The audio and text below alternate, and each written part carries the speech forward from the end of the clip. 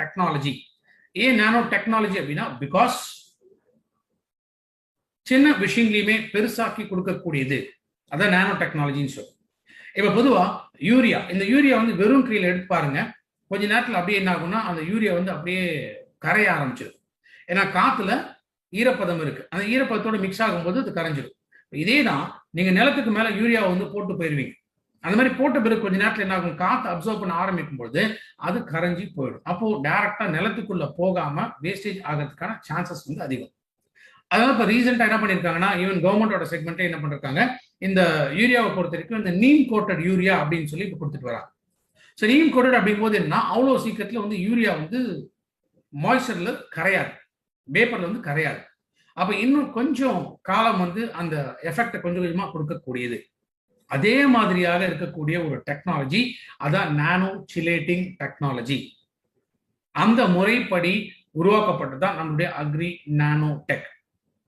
பொதுவா ஒரு செடியோட வளர்ச்சியை பொறுத்த வரைக்கும் ரெண்டு விஷயம் ரொம்ப முக்கியங்க. ஒன்னு பிஹெச் பேலன்ஸ், நிலத்தோட பிஹெச் பேலன்ஸ் ரொம்ப முக்கியம். ரெண்டாவது எவ்வளவுக்கு எவ்வளவு நுண்ணூட்ட சத்துக்கள் கிடைக்குது அப்படிங்கிறத நம்ம பார்க்கணும். ஸோ பிஹெச் பேலன்ஸ் நிலத்தை பொறுத்த வரைக்குமே அமிலமாகவும் இருக்கக்கூடாது, கரியமிலமாகவும் இருக்கக்கூடாது, எப்போதுமே நியூட்ரல் 7.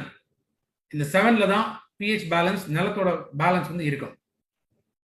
இந்த பேலன்ஸ் மாறும்போது என்ன ஆகும், அமிலத்தன்மை அதிகமாக இருந்துச்சு அப்படின்னா இந்த பிரைமரி நியூட்ரிஷன்ஸா இருக்கக்கூடிய நைட்ரஜன், ஆக்சிஜன், கார்பன், இந்த ஊட்டச்சத்துக்கள் கிடைக்காமல் போகலாம்.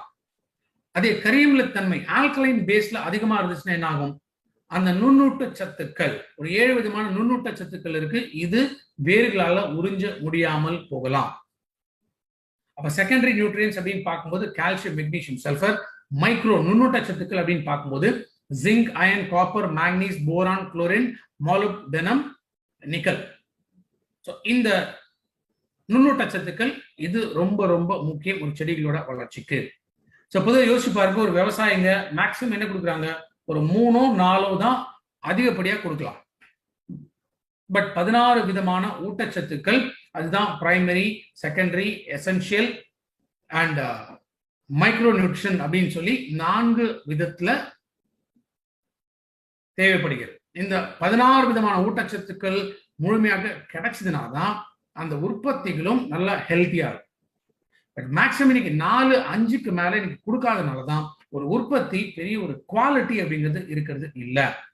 ஸோ இந்த இடத்துல தான் நம்மளுடைய அக்ரி நானோடெக்கோட பெனிஃபிட்ஸ் வந்து அதிகமாகும். ஸோ நானோடெக் கொடுக்கறதுனால என்ன ஆகுது, நிலத்தோட தன்மையை ஃபர்ஸ்ட் ஆஃப் ஆல் நியூட்ரலா மெயின்டைன் பண்ணும். ஆர் என்ன கண்டிஷன்ல இருந்தாலும் சரி, ஆல்கலைனா இருந்தாலும் சரி, அசிடிக் லெவல்ஸ் அதிகமாக இருந்தாலும் சரி, அப்ப முறையாக அந்த ஊட்டச்சத்துக்களை நானோடெக்ல இருந்து சப்போர்ட் பண்ணக்கூடிய. ஜெனரலா semi arid conditions, semi arid கண்டிஷன்ஸ்னா இந்த மாதிரி இடங்கள்ல மேக்சிமம் வருஷத்துக்கே பாத்தீங்கன்னா 12 சென்டிமீட்டர் தான் மழையே, அந்த மாதிரி பகுதிகள் அதுதான் செமி அரிட் அப்படின்னு சொல்லுவோம்.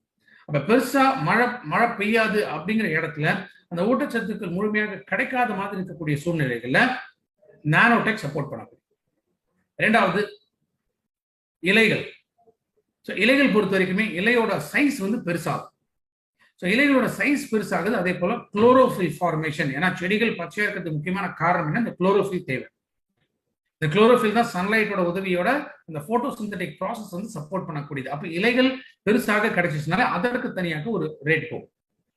இலைகள் பெருசாகுது அப்படின்னா இலை சார்ந்த உற்பத்திகள் எப்போ உங்களுக்கு ஞாபகம் வருதோ அப்போ உடனடியாக பயன்படுத்த வேண்டியது அக்ரி நானோடெக். வெத்தலை இருக்கலாம், வாழை இலை இருக்கலாம், டீ லீவ்ஸ் இருக்கலாம், புதினா, கொத்தமல்லி, இந்த மாதிரி உற்பத்திகள் இது எல்லாமே வெறும் இலை சார்ந்த உற்பத்திகள். அப்ப இலை சார்ந்த உற்பத்திகளா இருந்துச்சுன்னா நானோடெக் அந்த இடத்துல பயன்படுத்தணும். அதே மாதிரி பழங்கள், காய்கறி, பழங்கள் அந்த அறுவடை செய்யக்கூடிய ஸ்டேஜ்ல நானோடெக் கொடுக்கறதுனால ஷெல்ஃப் லைஃப் இன்க்ரீஸ் ஆகும். ஏன்னா பொதுவாக ஒரு காய்கறி பழங்கள் இதை பொறுத்த வரைக்கும் என்னன்னா அதுக்கு அழுகிறதுக்கான ஒரு நாட்கள் உண்டு. மேக்சிமம் 1 நாள் 2 நாள் அவ்வளவுதான் இருக்கும். அதுவும் இல்லாமல் இப்போ டிரான்ஸ்போர்டேஷன் பார்க்கும்பொழுது, கிளைமேட் கண்டிஷன்ஸ் எல்லாம் பார்க்கும்பொழுது நேச்சுரலா அது 2 நாள் தாங்குமா, இந்த மாதிரி கிளைமேட் கண்டிஷன்ஸ் இந்த டிரான்ஸ்போர்டேஷன்ல என்ன ஆகுதுன்னா 2 நாட்கள்ல 1 நாள்லயே அன்னைக்கு அந்த பழத்தையோ காயோ விற்காம போயிட்டாங்கன்னா அடுத்த நாள் பெரிய லாஸ் வந்து அவங்களுக்கு ஏற்படும். பட் நானோடெக் கொடுக்கறதுனால ஜென்ரலா அந்த 2 நாட்கள் இருந்துச்சுன்னா இன்னொரு 2 நாட்கள் அழுக விடாமல் தடுக்கக்கூடியது அக்ரி நானோடெக்.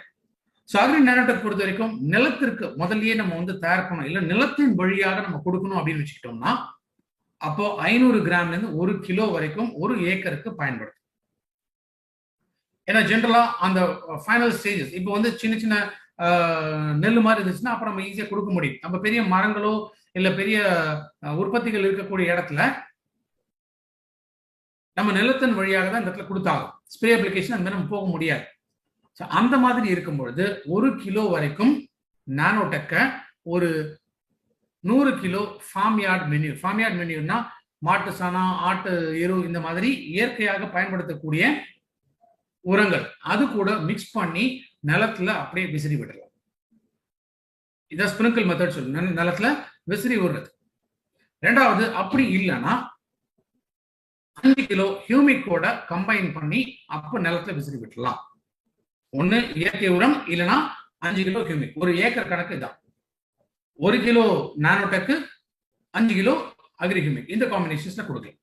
இப்போ இலைகளுக்கு, இப்போ டீ இருக்கு, வெத்தலை இருக்கு, வாழை இருக்கு, இதுக்கெல்லாம் வந்து இலையோட சைஸ் வந்து பெருசாக்கணுமா? பெருசாக்கும் போது என்ன பண்ணணும், நம்ம ஸ்ப்ரே அப்ளிகேஷன் தான் கொடுத்தாங்க. அந்த மாதிரி இடத்துல நீங்க ஸ்ப்ரே அப்ளிகேஷன் கொடுக்கும்போது 1.5 கிராம் 1 லிட்டர் தண்ணி ஒரு 20 நாட்கள் இன்டர்வல்ல நானோடெக் கொடுத்துருவாங்க.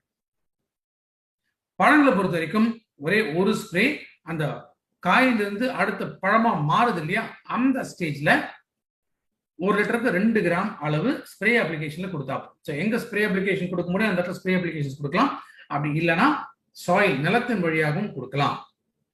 அப்ப நானோடெக் பொறுத்த வரைக்கும் நமக்கு ஞாபகம் வர வேண்டிய விஷயம் என்னன்னா, இலை சார்ந்த உற்பத்தி, ரெண்டாவது நுண்ணூட்ட சத்துக்கள். இப்ப நுண்ணூட்ட சத்துக்கள் கிடைக்கலன்னா மஞ்சளா மாறுது, செடியோட அந்த வளர்ச்சி கொடுக்காது, அந்த உற்பத்தி ஈல்டு வந்து பெரிய அளவுல கிடைக்காது.